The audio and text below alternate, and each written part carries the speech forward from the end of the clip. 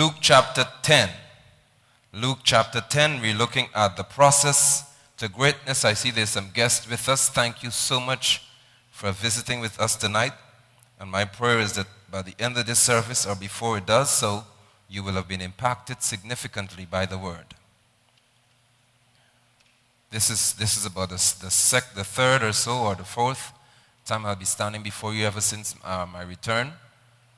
And every day that I'm studying more about God, He's helping me to see the significance of being in your company. More than that, I'm learning that it pays to listen. Luke chapter 10, and we begin from verse number 1. This will help you tonight in a significant way. After these things, the Lord appointed 70 others also. Remember what we said in last service. There was one who said, I will follow you wherever you go. He said, I can't put my head on you because you want to do this your way. And I studied that even further and realized that the person who said, I will follow you, did not necessarily have the message of the kingdom. He had a desire to follow Jesus, but maybe he didn't have a message to preach.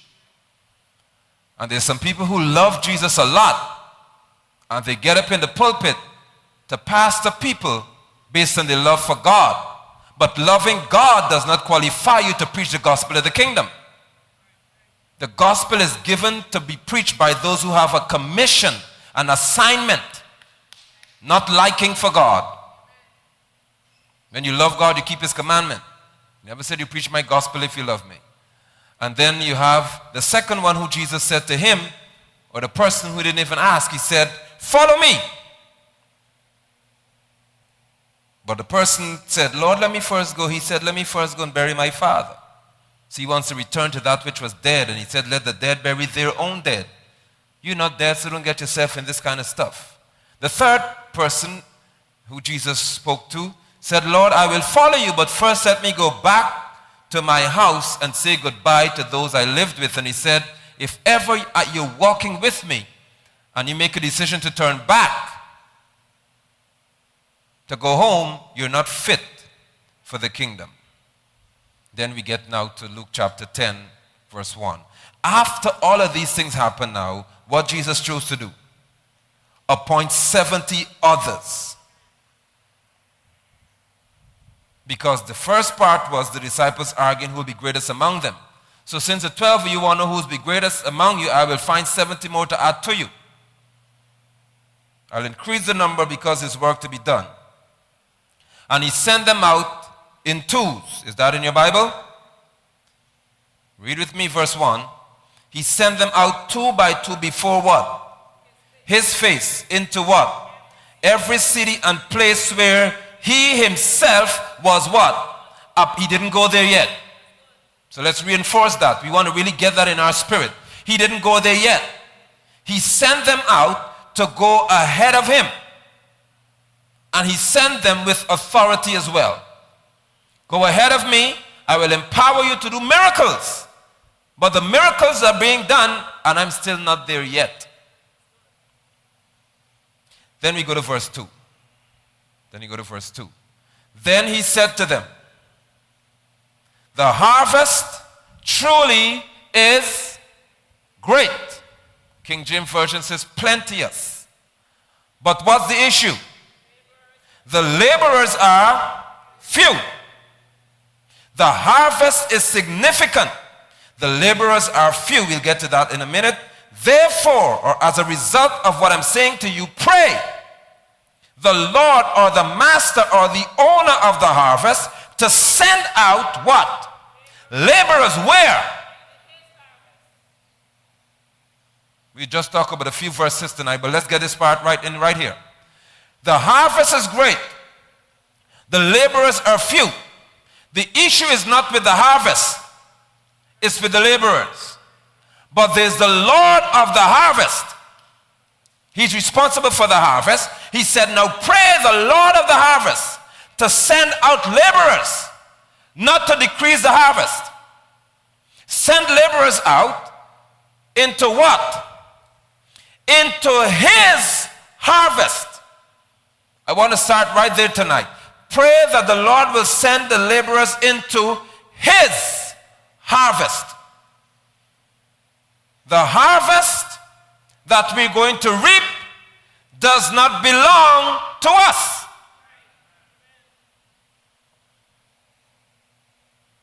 So for the people, because I know the preachers now who follow us on this YouTube channel and stuff, I speak to you and others who will listen to you and to the members of this ministry. It is not your members, because it was not your harvest. Let me talk to the membership of this ministry. You don't belong to me, because you're not my harvest. Jesus is in red said, pray the Lord of the harvest that he would send laborers into what? His harvest. So let's talk tonight about the topic, the harvest. That's what we're focusing on tonight, the harvest. The laborers reap. They are not instructed to tell the wheat which barn to remain in.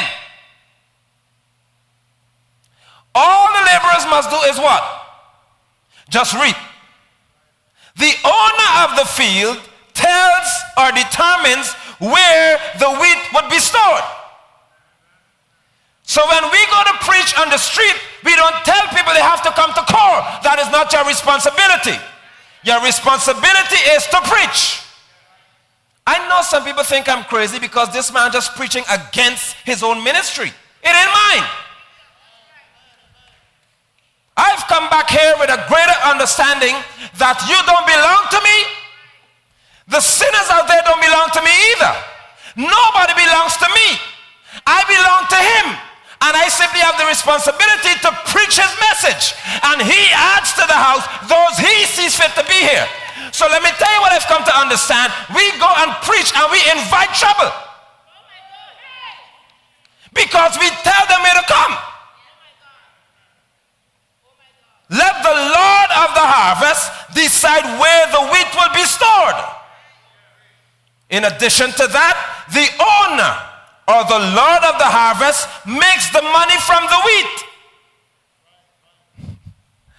The harvesters are taken care of by the owner of the harvest. Let me work this for you. It is thievery, it's a crime for you to be harvesting the wheat and stealing it from the owner. When the wheat is harvested, it is given to the owner, and the Lord of the harvest, the owner of the harvest, sells the wheat or distributes the wheat, and he makes the money to pay the harvesters. The owner may give the harvesters some wheat to sustain them during the harvest or until the next season. But the harvesters have no authority to make money from the wheat.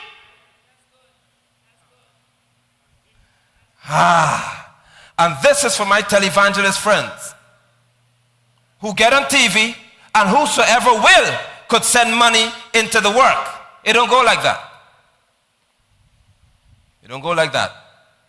So how does the preacher live? The preacher lives by the Lord of the harvest, taking care of him. It's dangerous for me to feel that I have to live by this ministry. If that happens, then I have to be cautious as to whom I hurt. But if I understand that God could send somebody from Africa, from China, from India to take care of me because he's the Lord of the harvest, he could send wheat from any field to take care of me, then I could preach the message of the kingdom without fear.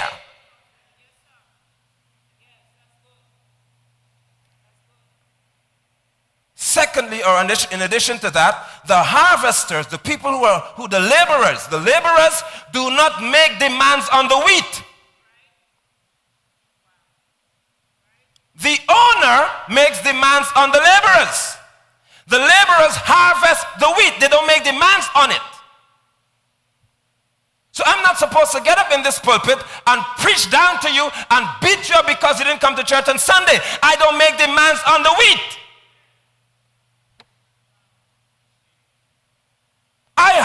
harvest the wheat and I give the wheat to the owner, and my job is finished. I hope my leader's hearing this. So don't beat the members up when you don't see them at church. Because if they've been harvested, and if they've been sent to this barn, they will be here. If they belong here, they will be here. So now let's go back to Jesus' statement. Truly, the harvest is great. This shows then, Pastor Reggie, that the Lord of the harvest has observed the field and he knows that it is ripe.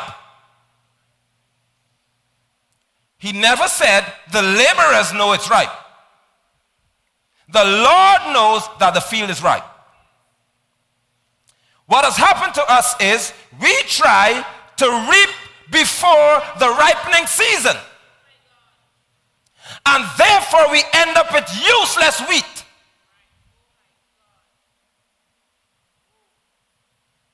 So when we go to the park and we begin to preach, because it's summertime, everybody rushes to the park, everybody preaches on the park, and we try to grab as many souls as possible. Just harvest, and they're using the scripture now. The harvest is ready. Just reap, and you begin to reap a set of useless wheat because the wheat that you're reaping was not ready to be harvested. So when you cut the chaff without it being ripe, the grain cannot be extracted or separated from the chaff. So we force people, this is heavy revelation right here.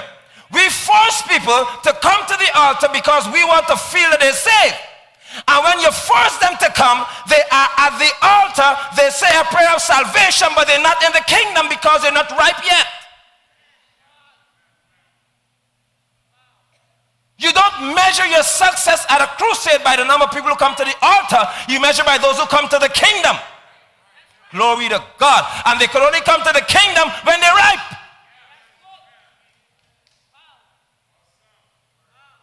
When you cut the grain, when you go and you cut the wheat, when the grain is not ready to be separated, what will happen is they will come to the church, but the world is still in them because it can't be separated from the chaff.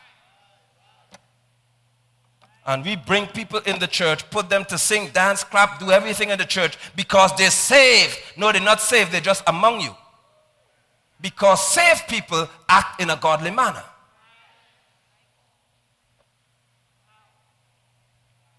All right, visitors, I didn't plan to preach like this when you come. I'll find a better message the next time.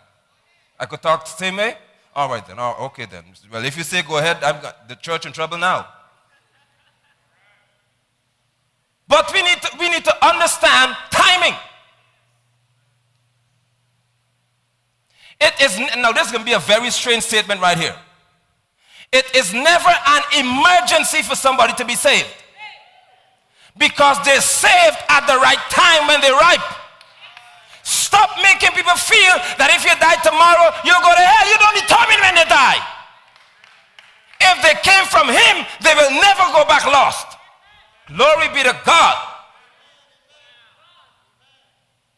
So we throw the message as if it's a red alert. And we preach a message of fear. And expect to raise Christians of boldness. But if they get saved in fear, how will they function? But if they're saved by grace through faith, it doesn't matter what the challenges they face, they've been saved in an environment that you believe God in spite of, not because of. The harvest is great because the Lord has looked at his field and he's made a determination that it is ready. It is not your job to determine when it is ready. It's your job to cut the wheat when the master says to do so.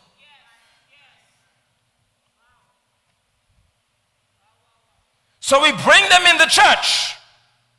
before the ripening season. Some people get ripe in prison. And you drag them to church before they got to the prison. So they come in green. But God said, I will not use green wheat. So the same member in the church end up in prison and you just distraught. Because how in the world could he go to jail? I thought he was saved. No, you thought he was saved. You're right. But he wasn't ripe. We get ripe in our issue environment. Some of you had to be a major heartbreak, then you start getting ripe. The girl had to leave you for you to get ripe. The man had to kick you down the step, then you start getting ripe. A divorce made you get ripe. Whatever it was, you lost the house. A fire burned the whole house down, then you got ripe. Your daddy died, then you got ripe. Your uncle raped you, then you got ripe. It took the issues of life to ripen you. So why you want to shorten the other people's process of ripening because you feel they must come here? Let them grow. Let them grow, let them grow, and then the Lord of the harvest will look on the field and he'll make the determination, time to go cutting. Time to go cutting. Begin to harvest. Begin to harvest. So he said in verse 3, go your way. Behold, I send you out as lambs among wolves. We'll preach that on Sunday by the God's grace.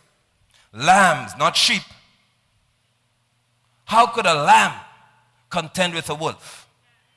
A sheep could try running from the wolf. But a lamb is a small sheep. One butt from the wolf and he dead. He doesn't have the speed to outrun the wolf.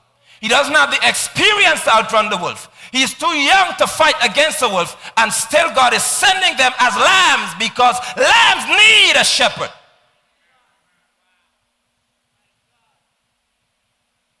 And let me help you further. Whenever the wolf is present, glory to God, the shepherd is caring enough to pick the lamb up.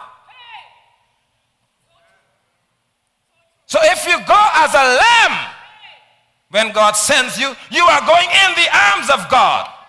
Working in the hand of God. Now we get too big for that. So we could work in our own grace. But even as an apostle of God in this church, I want to be a lamb in his hand.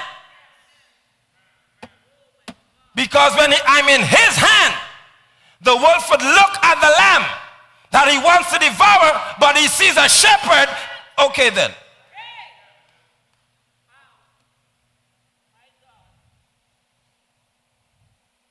So we preach about that. Verse 4. Carry neither money.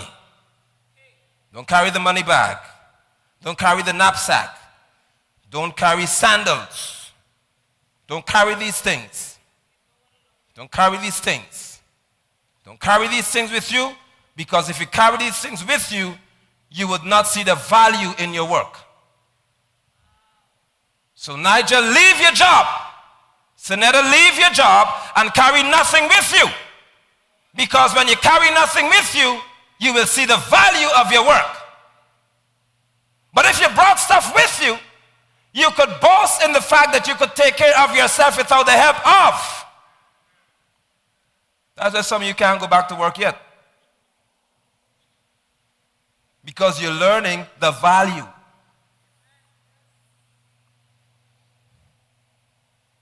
And you out of a job for so long and you haven't starved for a day. Because your worth is being determined by your work, not what you're left with. We preach about that as well. He said, when you get to this house, and greet no one along the road. But that's good. That's good right there. That's good right there. Greet nobody along the road. I got to work that in a minute. But whatever house you enter, verse 5, what's the first thing you must do? Say peace to what? This house.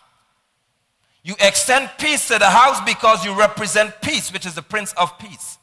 When you get to the house, say peace to this house. And if the son, or if a son of peace is there, what will happen? Your peace will be what? Read it for me, man. Oh, good. And it will return to you.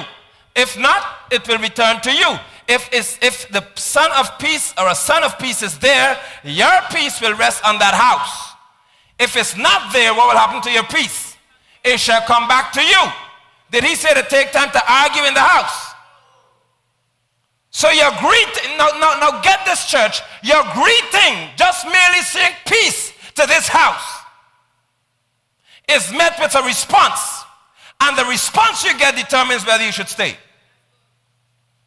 Why do we take so much time having so many visits to try to get peace to be there? If peace is not there, you don't put it there. You meet it there. Why are you acting so strange? You're supposed to be my friend. I was your friend. But when I encountered Christ and I went on my assignment and I greeted you, I did not sense the peace. And because I don't sense his peace, it came back to me. When it came back to me, I realized it's time for me to get out of here. Let's keep reading what he said. Verse 7. So if the peace is there, remain in the same house. Doing what? Eating and drinking such things as they give, not as you demand. I'm anointed to get preachers upset. You have no authority, neither do I, to ever demand something from a person that I go to or a church. Because when I get there, whatever they give, I receive it because it will be enough for me in that moment. You don't live off of God's people because the laborers don't live off the wheat. Eat whatever they give you, for the laborer is worthy of his wages. Let's work this thing in a serious way. When I get to the house, if his peace is at that house, what am I supposed to do? I'm supposed to eat. Okay.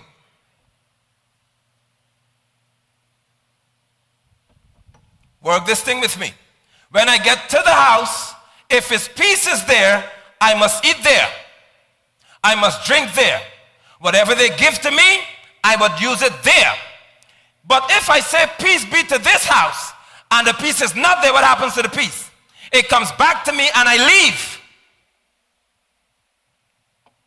CFO, this one is for you.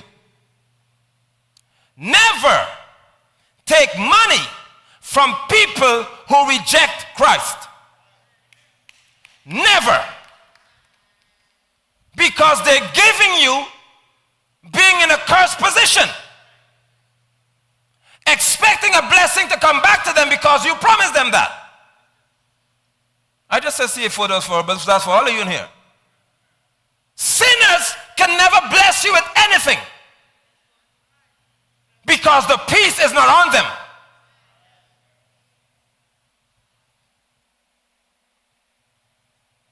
In this ministry, it is not a whosoever will offering in here anymore. Boy, this is serious. I tell you, I'm getting myself in serious trouble here, but I love it.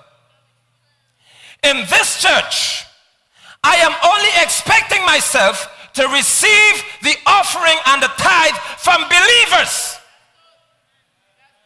If you don't believe, the peace of God is not with you. And if the peace of God is not with you, what you put in the basket doesn't come with peace attached to it. So the money coming in with stress and lies.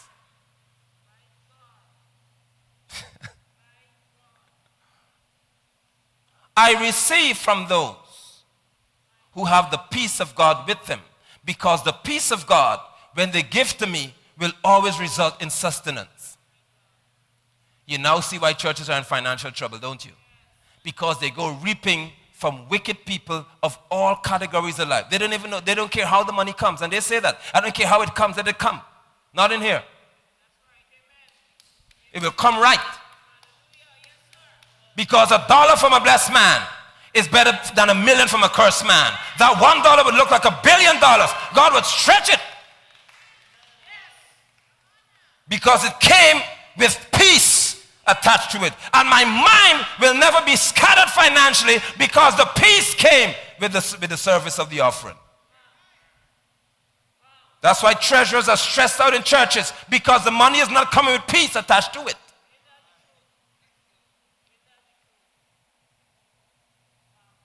I may need to go away one more time, and then I could come back different.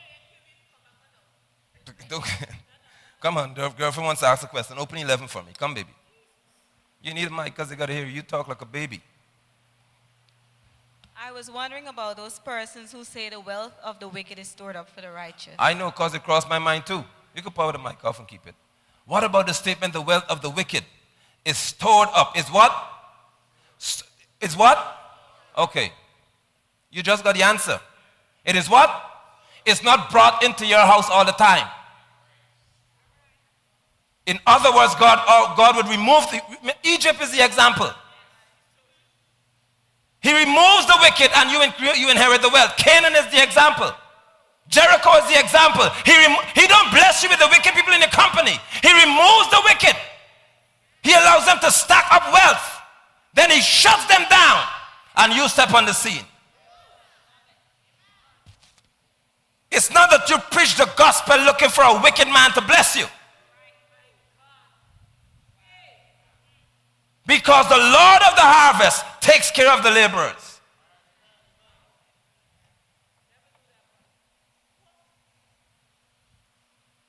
I stopped dreaming of a big house and car. I'm done with that. Okay. Oh, they'll give it to you. He will save them and make them give it to you. They'll give it to you right. No sinner will come and give me stuff and remain a sinner. The moment they come in my circle, God will talk to them already. And they say, sir, I'm scared. I had a dream last night. I'm so nervous. Please, what must I do to be saved? Then they say, because of my salvation, I'll extend this gift to you. Because my interest is in the harvest, not the money. So let's get this one in, because this one is right, good, heavy. We got to go back. Let's go back to what he said to them in verse 4. Carry neither money bag nor knapsack nor sandals. What he said there? And greet no one. Ooh, thank you, Pastor Wood. They didn't want to say it. What he said, Pastor Jerry? Do not greet anybody along the road. I'm sending you to a house. I'm sending you to a place. If you're not in that place, have no conversation. Because distraction makes you distant from your intended action. That's worth a tweet. Distraction makes you distant from your intended action. If you were coming to church and you stop on the way to talk to somebody, you intended to get here. But they could tell you so many stories that you get here late, if ever. And that's what the enemy tries to do, to distract you from your intended action. He said, greet no one along the way. Now, Sister Sion, I get in trouble right now, right here. If I see some of you back on Sunday, I know I call to pastor you, boy.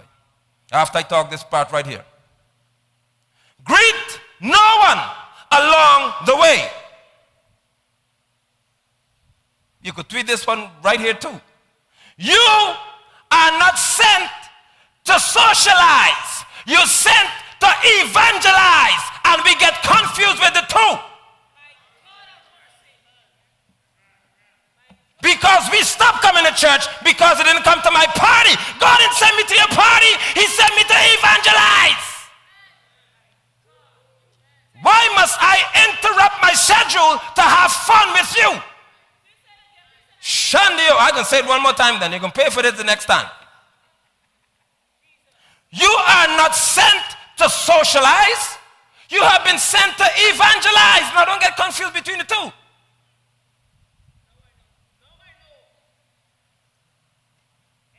Evangelist, get up on that one, boy. You ain't playing. That's my son right there. I know when I said what evangelize, that's it for you right there. You know what will happen if you're going on the way to your assignment, Regina, and you have to stop to see cousin this, auntie that, brother this, uncle whoever it is, because it's a family outing. He didn't send me there. So I now need to ask you if you know where he sent you. Now I know I see Sister C on Sunday. You coming back? That's why I could talk to you, my girl. I could talk to you, my girl. You coming back? All right then.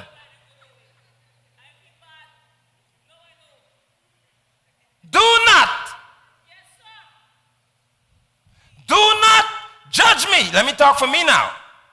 As the pastor in this house, the apostle here, let me talk for me. Do not judge me, nor any other believer, by our attendance to your social gatherings, but rather judge me by my preaching the message of the kingdom. That's what I've been sent here for. Event planners go to your party. I am one.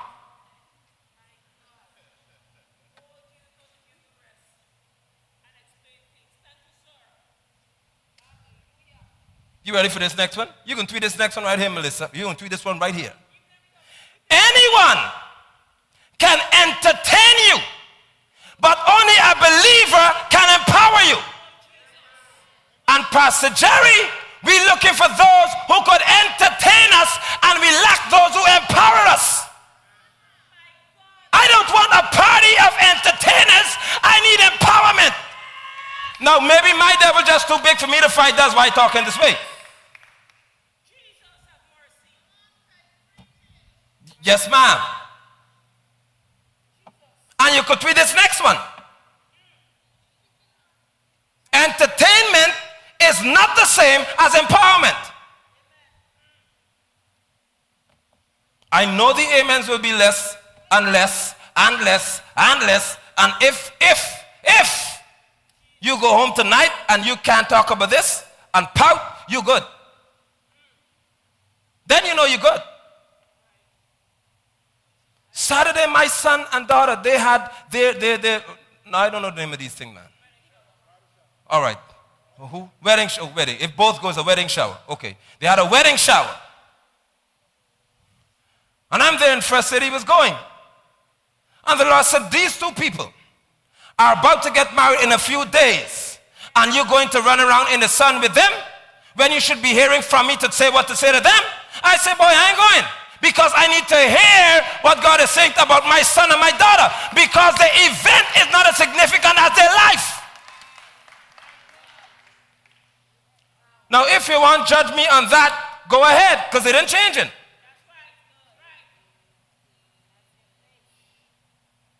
I could tell them next part, Pastor Reg, because it gets worse. It gets worse by the minute. Ain't bad enough yet. I told you that 2 weeks ago. When I get through with your wedding, your reception is an if. Because that's not as important to me as what you happen to do here. Because I know that you could have the best reception and the worst life. My assignment is to give you a good life as a couple, not a good reception. Glory be to God. Because Jesus showed up at a wedding ceremony. Don't miss that. At the wedding feast. And they ran out of wine. Can I give you a revelation? Most of our marriages are out of wine because we just all the fun burn out on the reception day. My assignment is to keep wine in your house. You can't run out of wine when you have celebration. And Mary had to pull on Jesus to help them because there was no wine in the house. See, if you're sitting beside your spouse, ask them, do we have wine in our house? Or you want wine at the feast? There was a Lord of the feast. He's in charge of the feast, and there's no wine in his house. Why would you get married and use up all the wine at the feast? And after the honeymoon, alone, you have no wine in your house. Wine speaks of joy. Wine speaks of joy and prosperity.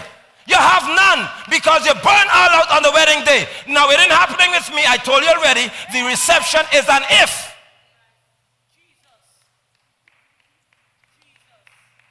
You walk in this aisle or wherever you walk, and you shall convince me that this is most important. What you do here. Running up yourself with all kind of foolish expenses over a day, and people don't care about you. No, I'm preaching sense to you now, man. If I can't afford it, I can't afford you. Glory be to God. If you can, now we're here now. If you can, because I don't go to receptions where they take offering. You ever see that? Oh, you know why they got to take offering? Because they're broke. I have structured my life. And if I'm a pastor, you'll do the same thing. If I cannot afford it, I can't afford you. I'm not putting myself in expense to please nobody. Those days are over, and that includes C.O.R.E Ministries International. If we can't afford it, we ain't entertaining it. Ain't no debt in this church right here because just to please people. So when you show up, you're showing up because the peace of God is in you. And if the peace of God is in you, then you don't need all the frills. You don't need all that. The kind of money my mother and father and her parents had to spend on our wedding, we could have had a down payment for a house to please some greedy people. Eat all the food out before the night was over and complain about it. And I still don't have what I need because I entertained them 16 years ago. Now you would not make that mistake if you're my children. Now you could do it on your own. What is most important? Greet no one along the road, because when you stop to greet them, you got to entertain them.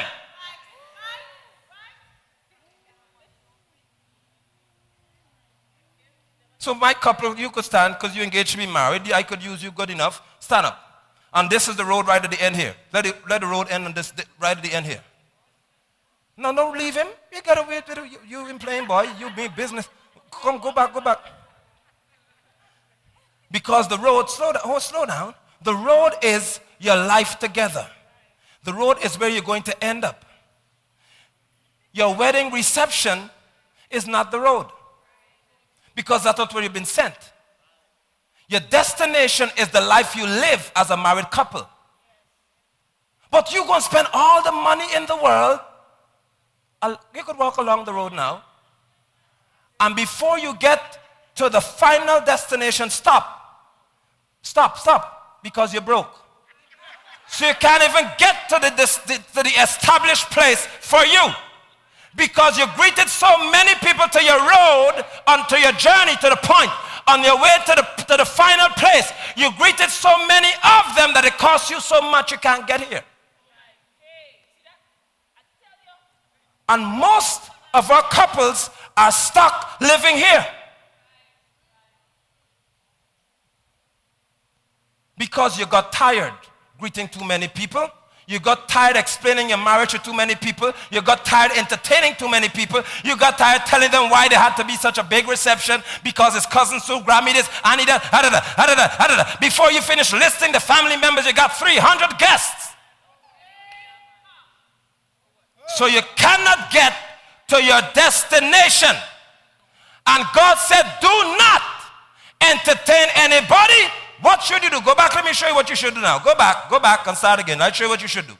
Because I'm your destination. You're supposed to walk though, don't stop. Keep walking.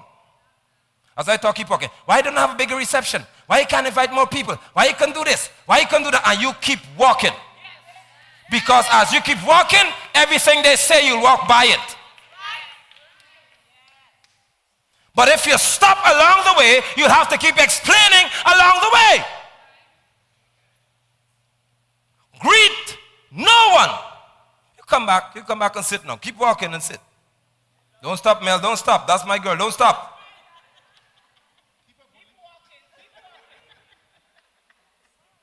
You never put your dreams, if you want to be great, Never put your dreams, your hopes, and your aspirations on pause to please people, especially to make an impression on them.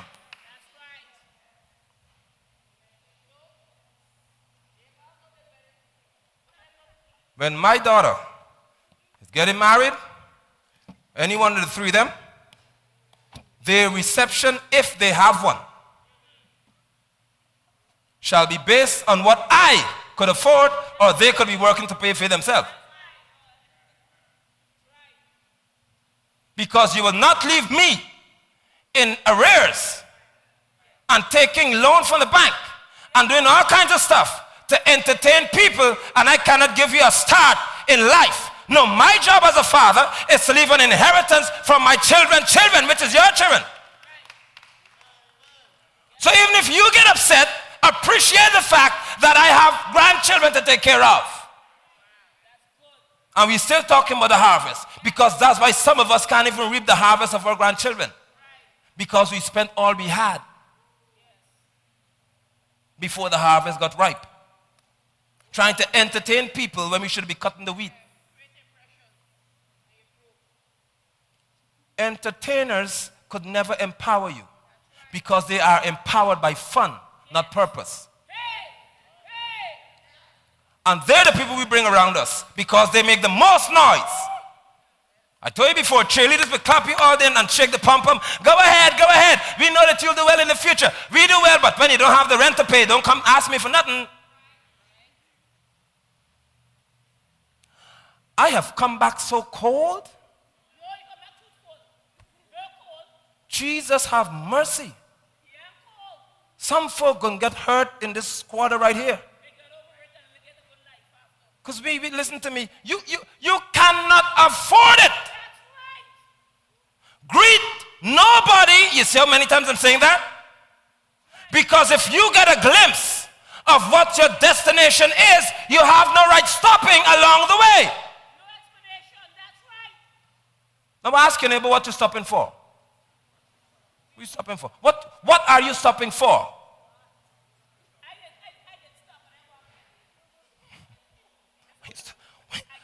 Oh, you did stop. You can't afford that in your life, y'all. You cannot afford it.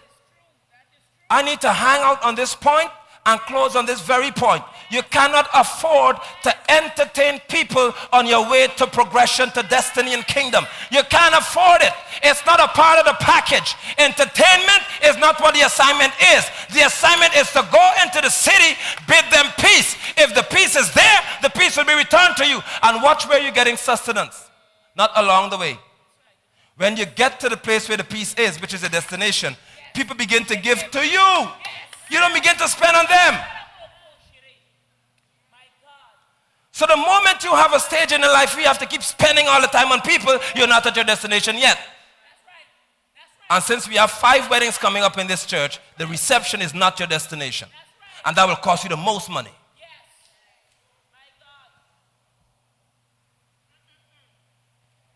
But you hear how he's saying it now? He been married for 16 years. And he waited till after 16 years to tell me, well, you could choose to have my experience. Or you could learn from it. The parents in here should have been shouting and dancing. If your children, Sister Marcy, throw a party.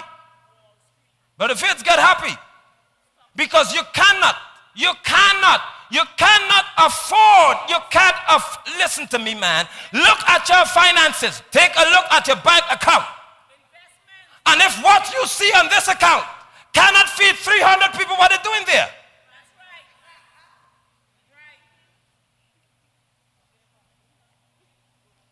You cannot tell me that my wedding ceremony, Marissa, is the only place you could get food from on that Saturday. Well, you're going to starve. You need to starve. Because you want to eat at my wedding? That's what it's about. Well, we can't just drink some champagne or something and then go home. Why we can't? No. We can't have that environment. And church people, well, great God, they got an appetite from I don't know where.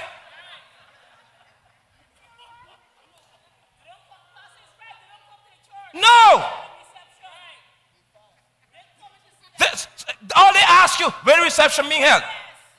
And you smart enough to put it on your invitation. They would show up, and when you're carpooling in there at the reception hall waiting for you.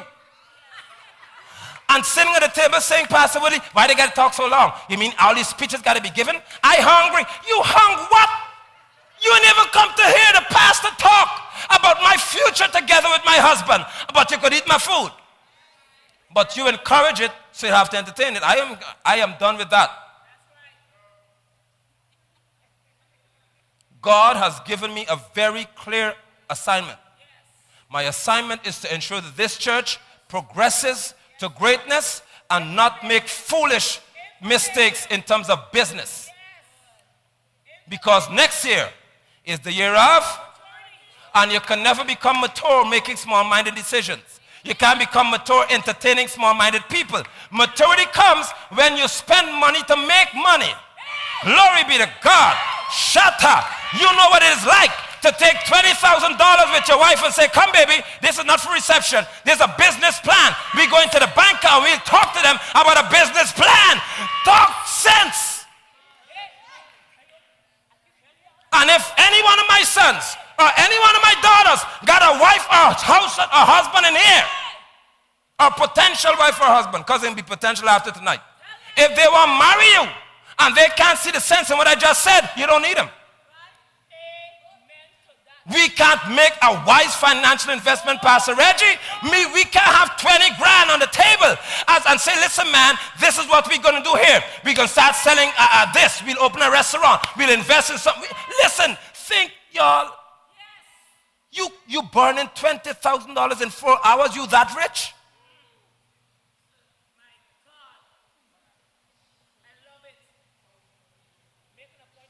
I'm renting my tuxedo, renting my shoes. I would rent the dress. I want the dress that be $1,500 in the closet in a piece of plastic.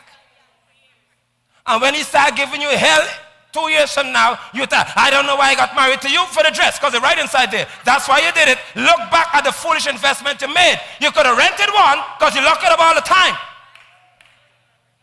And they buy so much more clothes that they got to take the wedding dress down and tuck it under something. And in a box. And the deep one say, I'm saving this for my daughter. Your daughter will come and the style is different, y'all. You know this for me. If my mother kept her dress for girlfriend, I wouldn't walk with you.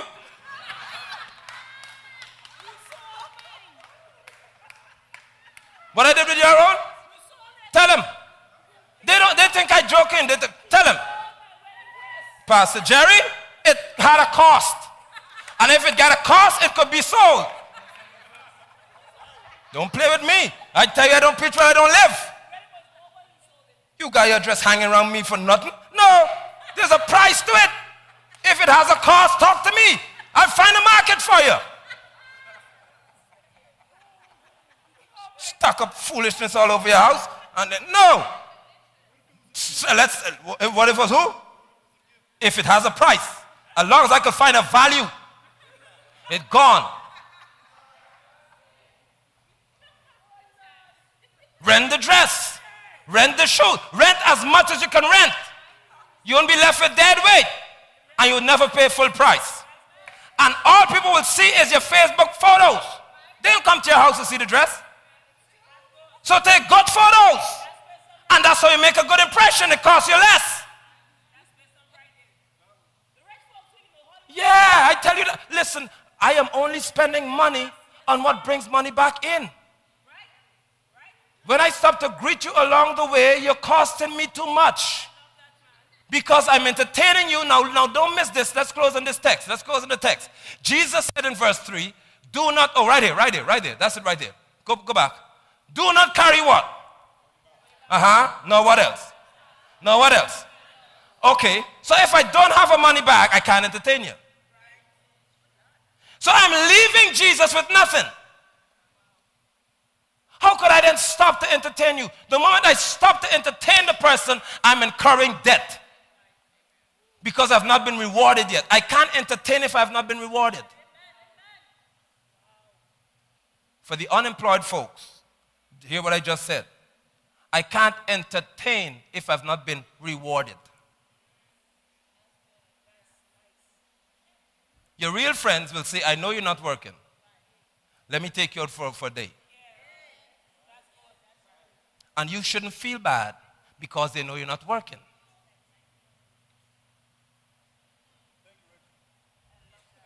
Yeah, that's how my sons roll. Come, let's go out. Let's go hang. And these young men in this church, they bless me. And these women. You guys don't know how much you bless me because that's how I am. That's how my wife is. We shall entertain you. Pastor Mel and others, all you in this church, let's create that atmosphere in here. Seek out those. I told you my son and daughter are getting married. They don't have no big support around them. So let's step in and do whatever we can do to help them because we want to understand we're making an investment in you. Now, if they want the day to be more important than their life, don't invest in them because they didn't hear what I said. How much rent do you pay? Ask them that kind of question. Okay, I'll cover your rent for this month after your wedding. We'll cover the rent for next month. We cover for the next month. And before you know it, your wedding gift is 4 months of rent-free living.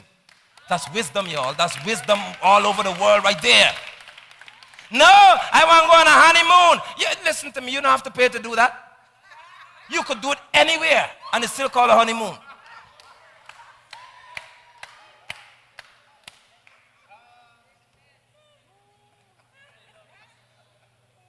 Deep what they want. They want the honeymoon or they want to stay. Because the honeymoon is, right, that's the honeymoon. So let me free you. Let me free you because I realize, and I reminded girlfriend of this today, there's so many weddings that are coming up. You realize how I'm talking to you nowadays about what? I understand seasons. If there are 5 weddings and 6 weddings in this church so quickly, there's a season for me to talk to you about this. And some of you get mad from now.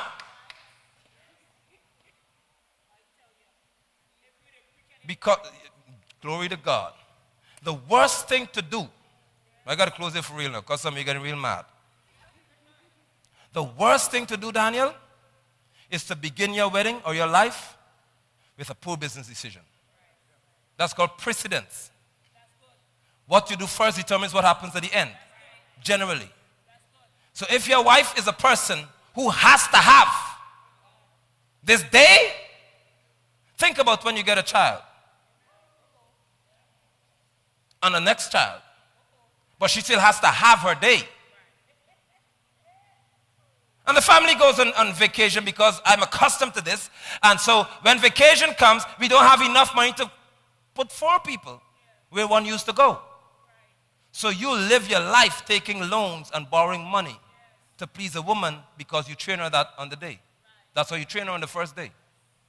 But if we enter the marriage with me as the man saying to you or you the woman saying this is not going to happen, we shall spend what we can afford. What we cannot afford, we don't need.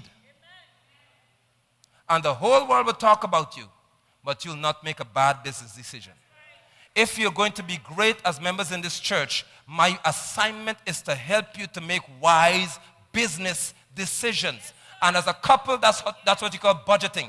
That's what you call financial management. Making smart business decisions. But how could you begin your marriage in negative, which is a loan? A loan puts your account in minus. I don't matter how big it looks, you didn't have it. So when the bank gives you $20,000, you don't have $20,000, you have $20,000 in debt plus interest.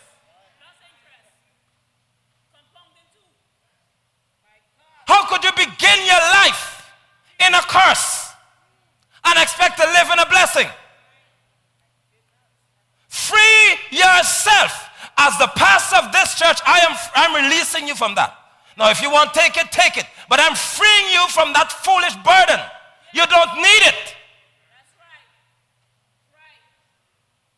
You don't need that. What you need is wisdom. Yes. The Bible said wisdom is the principal thing. What is wisdom? The ability to make decisions even if it hurts. That's a sign of wisdom. Yes. That's good. It's not decisions made to please. That's right. It's decision made in purpose. You can't please everybody. As long as your train is, it will be too short for somebody at the back because it passed them too fast. If your train is not present, you should have had a train. And if you have one, it ain't long enough. If your shoes are white, it should have been pearl. If it's pearl, pearl is not a color for wedding. It should have been white, which is purity. If you wear a veil, you shouldn't wear a veil because the veil is too short and you're halfway virgin. So just get over all the mess and release yourself.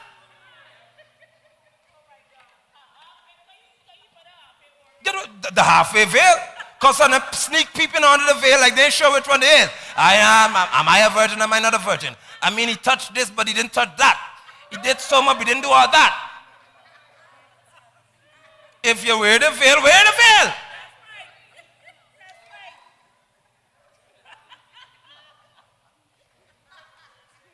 And if he touch it, then don't wear the veil as if he touched it for the first time. Wear it and say this is style. This is not symbolic of my virtuous nature because he got it already. Now so what?